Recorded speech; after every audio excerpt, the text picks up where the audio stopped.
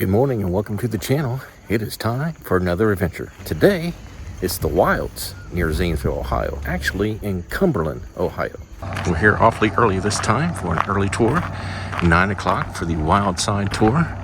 There's the shuttle that will take us up to the top. And there's Valerie waiting. Hi Val, are you excited? I am. I love the wilds. All right, let's go. Let's go. Here comes our ride. So the shuttle drops you off at the Johnson Center if you have the open air safari or the zipline tour. We're doing Wildside, so we actually could have gone to Overlook, but we like to come up here, check out the Johnson Center, look at the view out the back, use the restroom, and then we'll head down to our tour. We're behind the Johnson Center. Looks like they're going to redo some stuff back here. They used to have some picnic tables along the way. Looks like I have some cones there. Maybe a little bit of redo back here, but anyway, over here is what we're interested in. You can see an overview of the wilds.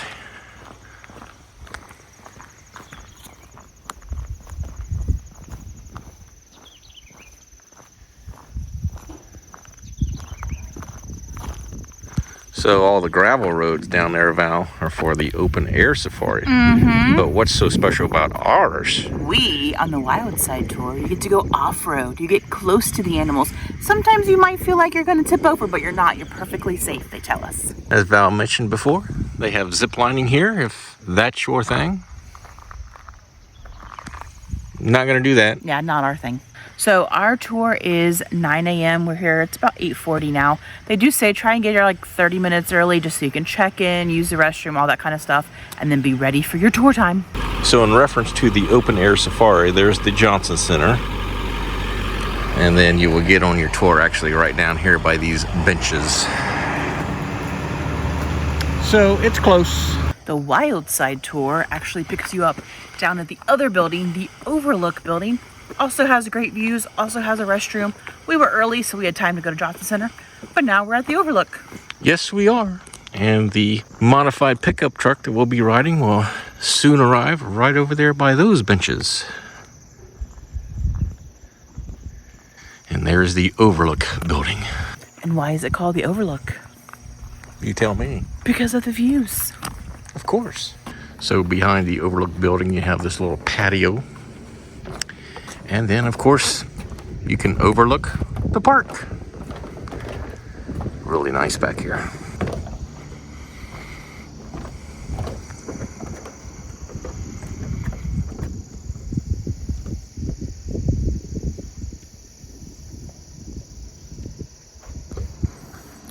All of the tours end here at the Overlook, so you can always come out and see the views after your tour. There's also a gift shop, a little restaurant, a really nice restroom. So here's one of the vehicles that Val and I will be riding in. Modified pickup truck. Well, they have 4 trucks here already. Ready to go. A lot of visitors are already lined up. They're taking off on the Wildside Tour.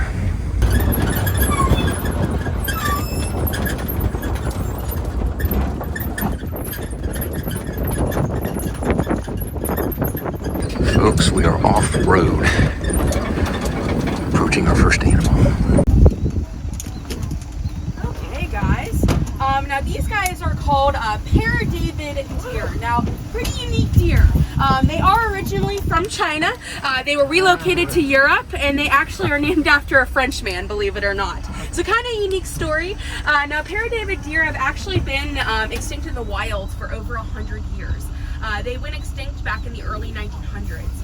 What kind of led to that was in the early 1900s you had something called the Boxer Rebellion, which caused a lot of habitat loss. It caused a lot of hunting, and you also had a lot of flooding, which also kind of contributed to that habitat loss, which kind of led to the demise of this species. Rhino right next to me. Oh my goodness. Okay, guys. Now this is Miss Anna. Now you can feed her. What you're gonna do, hey big girl. So what you're gonna do, I'm gonna pass this kind of back towards you guys. There's sweet potatoes in there. If she's putting out that lip, you can see, what you're gonna do is you're just gonna have that potato on a flat hand. Oh my goodness, I just fed a rhino. That's too funny. Yeah, just put it right under that lip there. She'll grab it right from you. Here's one of them. So everybody's taking turns feeding the rhino. And then the rest of them pretty much the size is usually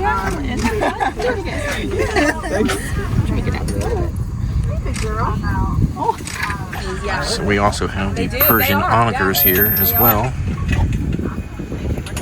Right next to us. You kind of need to back up, man, if you're using the chain. There, back up. There you go. Yeah, no, she's usually pretty shy, so that actually surprises me. Yeah. She said, I'm hungry today. He's like, I'm hungry.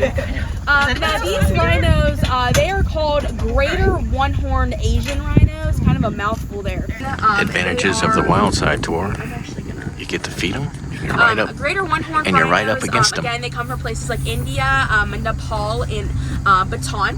They're gonna He's want more food. They're gonna come from some more kind of vegetative areas usually. Hey, buddy. So again, they don't have much of a horn, as you can see. He's right up, right beside me. So that's also a reason for all those extra skin folds that you see. Those skin folds, yeah, those are really gonna help protect from that bite. So that skin can get up to around 2 inches thick around the neck usually. But yeah, that skin is gonna really help protect. A bit more difficult with the species where there's just not a lot of them. Now we have successfully produced a Persian onager out of AI before, which is artificial insemination. We were actually the very first facility to do that.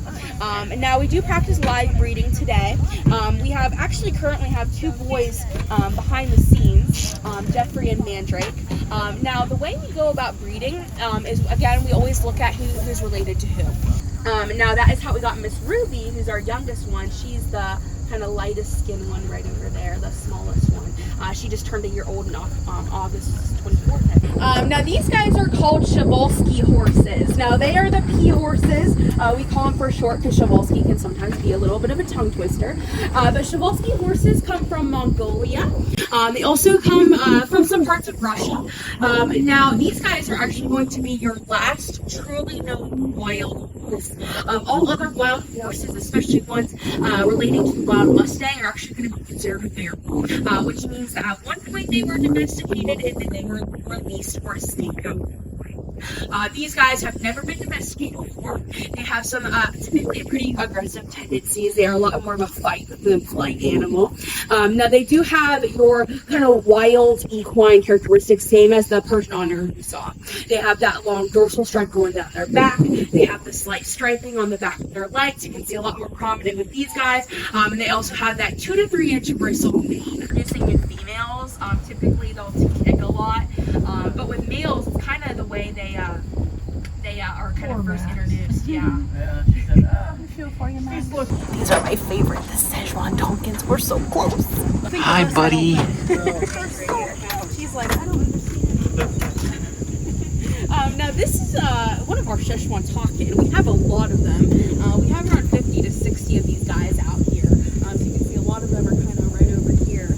Now Szechuan Tonkin, they are native to the Himalayan mountains.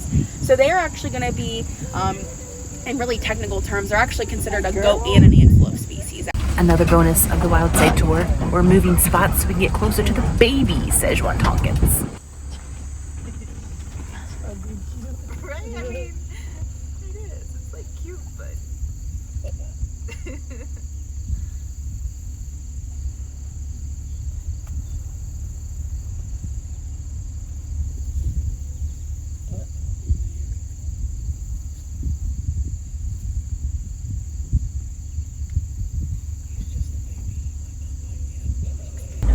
I don't know what these are yet. Some kind of cow.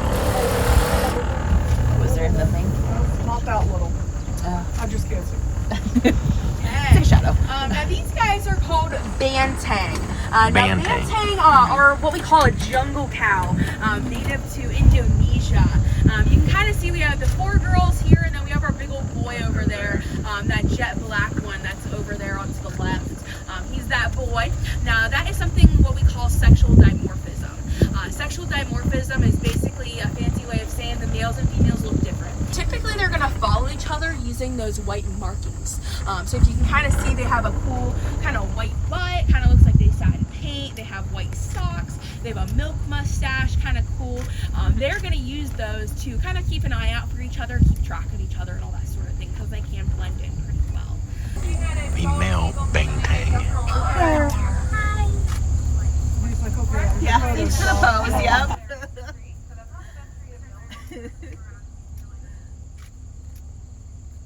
We just got dropped off at the Carnivore Center. There's cheetahs, dholes, and African painted dogs. This has the nice restroom. It has a snack shop upstairs. So we'll just walk around and see what we see. Trying to take a look to see if the African painted dogs are out. We do not see any. Probably in their building back there. They're always. Oh, there's one. Oh, yay. Perfect timing. Let's keep walking over this way. One of them came wandering out of his little hiding spot, looks like.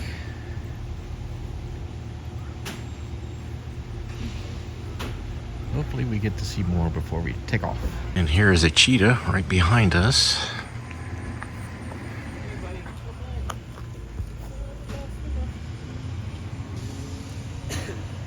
Here, stand by the fence. Look at me. Everybody look at me. Oh, yeah. We're gonna walk up this ramp here, see if we can spot some dholes. They're like foxes. Oh, I see one. I see one. One down here walking.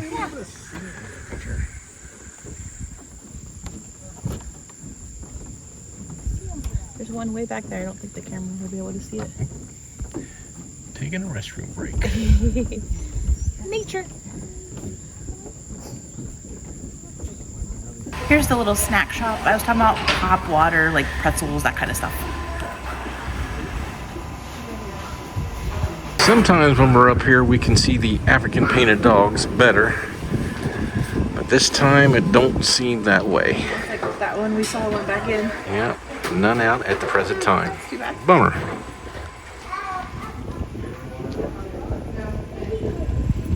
So we think the Wildside Tour is definitely worth it.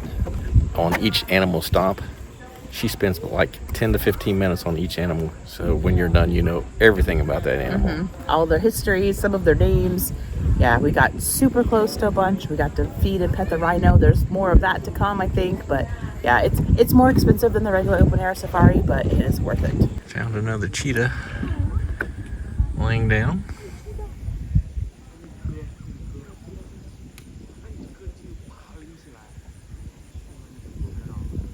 So the dholes have decided to be a little active now that we're way over here.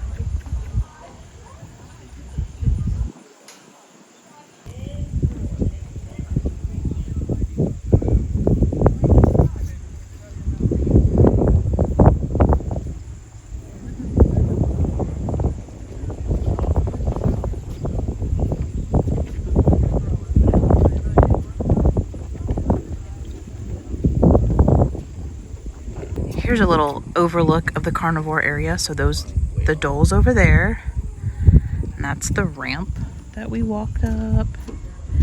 Snack shop. Ed's walking towards a snack shop to throw away my water bottle.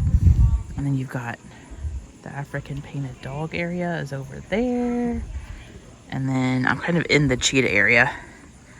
They have this pasture. Oh, there's one moving. There's a cheetah. But they have all of this area. And then this side. I think they separate them like certain groups at certain times. But yeah, it's this nice big area.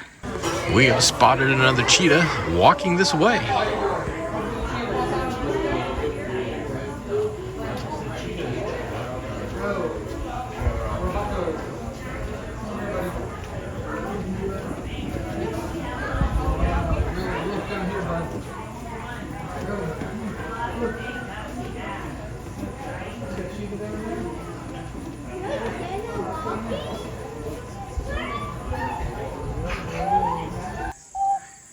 He's saying something. That was pitiful.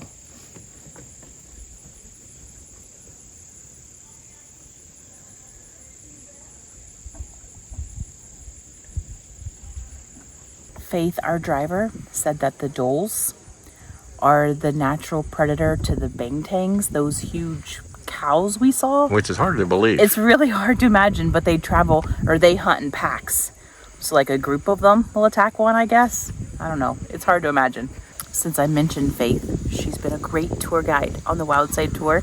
And before we started, she walked up to us and said, "Do you guys have a YouTube channel?" She recognized us. She's watched our Wilds videos. So if you're watching, hi Faith, you're great. Leaving the Carnivore Center now to get back on the modified pickup truck to continue our tour. Are you ready for the second half of the tour? I am. We're thinking we'll see zebras, camels, the southern white rhinos, camels, giraffes, ostriches. How could I forget? They're kind of elusive. They may or may not be out. But we should get to feed the giraffes, fingers crossed. That's usually the plan. We'll see. The ostrich, my favorite bird. They will bite you, so that's why I'm standing up, staying away. Yeah, my grandpa got pecked on one of the open air safaris. See, that's why I got up. Yeah, There you go. Right next to us. Your sister's getting all of it. Oh no, because she's over here trying to. Yeah, she's pecking at it's nothing. Baby girl. There you go. Now these are our two ostriches, both females. This is one of the only species that we actually don't work with reproductively. And the reason for that is just because they're pretty prevalent across the world. Their status is actually considered least concern. We use their wings when they're running. They're one of the fastest two-legged animals. They can go around 45 miles per hour typically. And what they'll do is they'll kind of stick out their wings. They'll give them a little extra balance and stabilization for when they're running. But yeah, ostrich is very similar to chickens in the way where they don't need a male to have an egg. They just won't have eggs as often as chickens will, and also ostrich eggs are significantly larger. One ostrich egg is actually the equivalent to 24 chicken eggs, so a very, very big egg. They're also very thick, just because, again, they have to sit on them for warmth, just like a chicken will, and they're around 200 pounds. So you're going to need a little extra thickness there. Now these are the Grevy zebra. You said the red one's the oldest? Yes, But yeah, Abba, I think she's 24 now. Wow, she's an older one.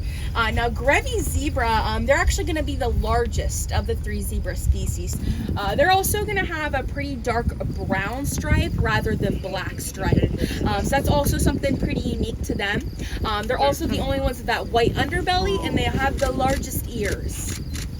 Was it black and white or white and black? Well, with these guys, I know with these guys, I'd argue that it's white on with the black, just See how because the they have that ostriches white underbelly. raise their wings and So I scare think the these zebras. ones are going to come Here from comes the Australia camel. primarily. More Coming to say specifically, hi. They're going to come from the Gobi Desert.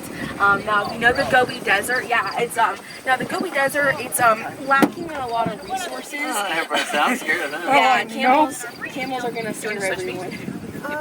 No, I'm looking. Thank you.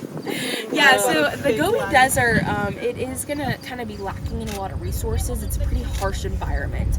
So they're going to have a lot of cool adaptations in order to survive, basically, in the Gobi Desert. So one of those is they grow a really big winter coat. The Gobi Desert actually gets very cold in the winter times. They're able to grow a big fur coat to protect them. There's both So they can go a camels. very long time without eating and drinking. Now, this is a breeding pair for us. Brutus is the one who slapped over humps, and then this is Mr. Walker. So with him, it's actually a genetic thing. It's very common to see that. It's typically, for him, it's just genetics. It's a specific condition. It's just a little quirk he has. Again, Back this for is kind of a more natural is the spring for us, ostrich. this pond right here. Yeah, we're currently cleaning it out, taking advantage of it being so dry. But they will take advantage of a water source when they There's the other one as well.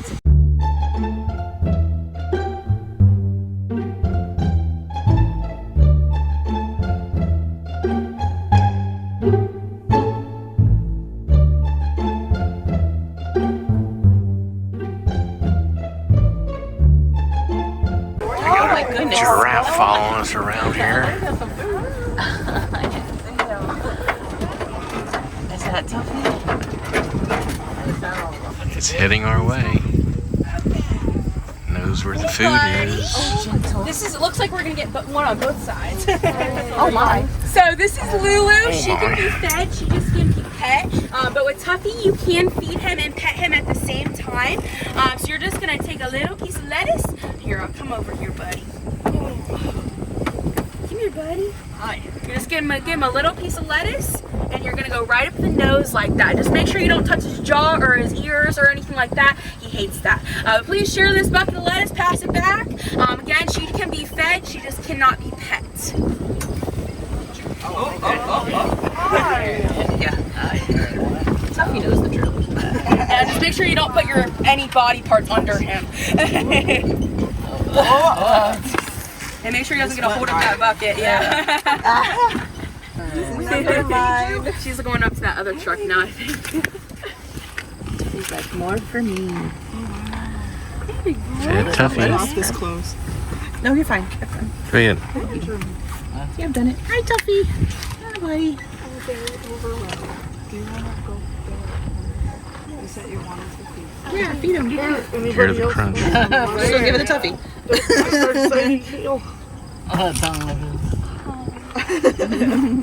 Big outdoor giraffe area here. He's like, in your business, no personal space at all.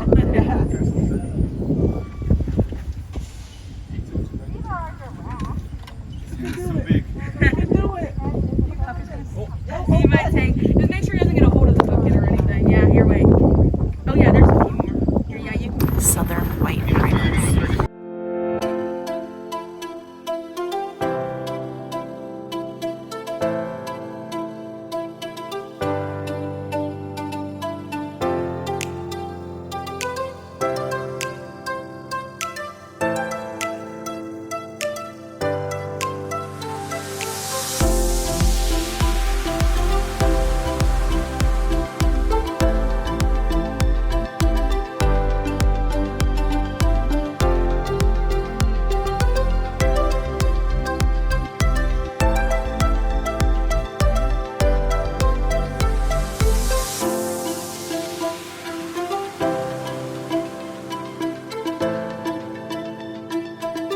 Just got off the vehicle.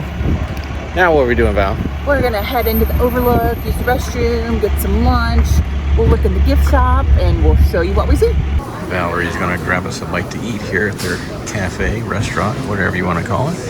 Plenty of seating inside, plenty of seating outside. Beautiful area. We went with hamburger and fries. We'll let you know how it is after we're done. How was your food? Cheeseburger and fries were actually pretty good. The food's per piece in here, and I upgraded to a souvenir cup. Now heading into the gift shop. Valerie loves gift shops. So this is 2024. The Wild started in 1994, and so it's their 30th year. And those are the Tchaikovsky, it's really hard to say, the Tchaikovsky or something like that horse. They were the first animal here at the Wilds. So they're on the 30th merch. All the plushes here lined up. Here's the giraffe, Valerie's favorite. We did get a chance to feed Tuffy today. There you go, Val. I know, I was gonna get a 30th shirt, but maybe I need a Tuffy shirt. You got your t-shirts. And of course you got your sweatshirts. Valerie wants a t-shirt. As I was getting dressed today, I realized I don't have a good Wilds t-shirt. The last time we were here, I bought a long sleeve tee. Too hot for that today. This one's cute too. It says the year, and it's a rhino. I'll just kind of rearrange real quick. And the winner is... I decided on Tuffy. It's a better color. The 30th is kind of that weird brownish yellow color. Plus, Tuffy is a legend. I pet Tuffy. I fed Tuffy. Even Ed fed Tuffy today. So we have stopped off on our way home from the Wilds. I want to get Val's thoughts. What'd you think, Val? I thought it was awesome as always. I love the Wilds. The Wildside Tour is so much fun. I think we say this every time. If you've never been, do an open air safari. It's cheaper. It kind of gives you an overview of the Wilds. But once you've done that, you want to be one of those people in the pickup truck. You're going to see them driving off-road, getting close. Be one of those. Do a Wildside Tour. It's so worth it. We fed the rhino, the southern rhino, Anna. We've never done that before. Got to feed Tuffy, the big giraffe. We have done that. He's an old favorite. But yeah, it's so much fun. You just see the animals up close. You get so much in-depth information about them and their breeding and their history and their names, and it's a lot of fun. Yes, it is. And as always, thanks for watching our videos, and we'll see you on the next adventure. Bye.